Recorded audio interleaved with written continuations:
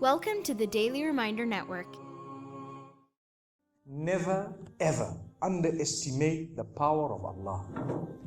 You know, there was a sheikh who mentioned this in Saudi Arabia, and there was a doctor that visited him from Pakistan and told him a story that happened to him.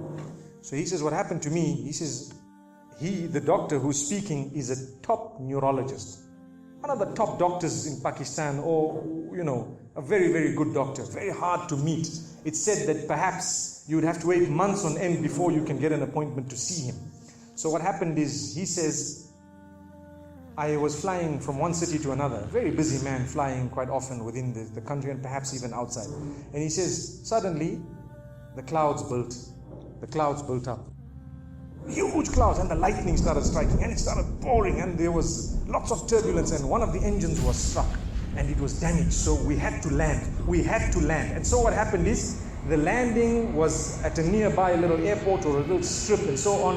And when they landed there, it was a remote area. How are you going to repair this aircraft? A few people who were on it, it was a small plane, they were, quite surprised because they landed it in such a remote place. No one's there to repair it. They would have to wait, definitely. So the doctor asks the captain or the pilot that, you know what, how long are you going to be? He says, no, we're going to be quite long. Well, I need to get to that area. Look, he says, it's just a 3-hour drive by vehicle. So why don't you just go by road? And you know, you can go there and get there. He says, okay, good idea, because this is going to take long. So he decides to go on one of the tri-shows, you know, in Pakistan, one of the areas, wherever it was, and he jumped in. And as they started progressing, the clouds built again, and the lightning was striking, and the rain started pouring, and it was pouring so much that their vehicle could not move much more because of the mud and because of everything else. And so it was quite an open area with a bit of farmland, and after a while they realized, look, we're not getting anywhere. There's a little house here. Why don't we just go there? We can read our salah. Perhaps we can, see, have a bit of a meal or whatever else. And they decided to knock the door. Strange people, strange land, far off, out in the rurals. And so he knocks the door, and he's got his little bag and everything, and he walks in. An old lady happened to answer the door after a while, and they spoke to her saying, look, this is what has happened, and we're going from so-and-so to so-and-so, and we just want a place, we want to read salah and so on. And she said, no problem, you can come in. She had a little musalla, a little sajjada, and she had a little baby on the side, or not a baby, but a child. And the child, every little while, she's actually checking on the child, and she's sitting on that musalla, making dua and reading her own salah. These people fulfilled their salah, did whatever they had to. And when they were about to leave, they spoke to the old lady saying, thank you very much, jazakumullah khair, and so on. And, we're going, what's happening to this child, So the woman says, look, the child is an orphan. And the child is unwell, not well at all, very sick. And we've been to all the doctors around. And subhanallah, I'm the grandmother of this child. The doctors have told us that there is only one specialist around who can help this child. And we tried to make an appointment, but they asked us to come 6 months later. And it's far away. I've been making dua to Allah ever since that day.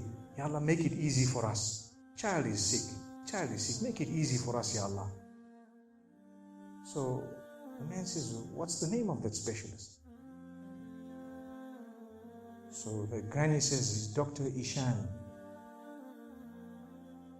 Immediately this doctor burst into tears. Straight away, he burst into tears. Why are you crying? Your dua has just been accepted. For your dua, the thunder came, the lightning came, the engine struck, we came down, we came on the road, the rain came again and stopped us and so on. And do you know what? The rain only stopped after the question was asked. Now it happened. And now the woman starts crying. Subhanallah. And the doctor himself is telling the story, saying, that was me. It happened to me, he says. And he says, I learned that Allah's armies are beyond limits. Allah uses whatever He wants to get what He wants done. It's over.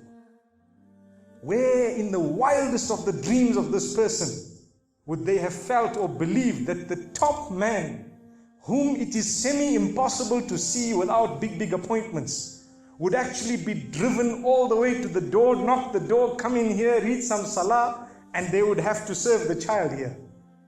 Amazing. Wallahi, it brings tears to the eyes. But the reason I share it with you, every one of us has needs for Allah subhanahu wa ta'ala. Just keep calling. Just have yaqeen. Have conviction. If it is meant, it will definitely come in your direction. You know, we use the term by hook or crook, but I don't want to use that today. I want to tell you, by the mercy and power of Allah subhanahu wa ta'ala, it will happen. It will come to pass. May Allah subhanahu wa ta'ala bless us. May He open our doors. May He grant us all shifa. And may He make us firm believers that for Him, nothing is impossible. Donate now. Go to thedailyreminder.org/donate and stay updated by joining our network's social links.